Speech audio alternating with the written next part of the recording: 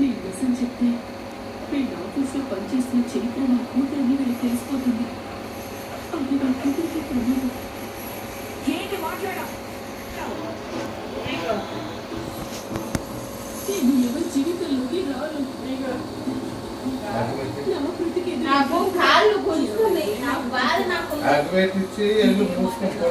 కానీ అన్న మాట మీద వచ్చే వాళ్ళందరికీ అమ్మలేక తిరుగుతూ ఉంటారు. నా ఇంటికి ఎందుకు వచ్చామని అడుగుతుంటే ఇప్పుడు అదే చెప్తున్నా.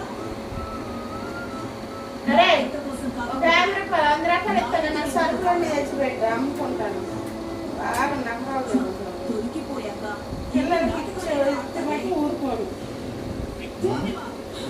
డబ్బులు నేను కొనుక్కొచ్చు అమ్ముతాను. నేను అమ్ముకుంటా పెట్టుకో. ఈ రోజు తారీఖు బాగా గుర్తు.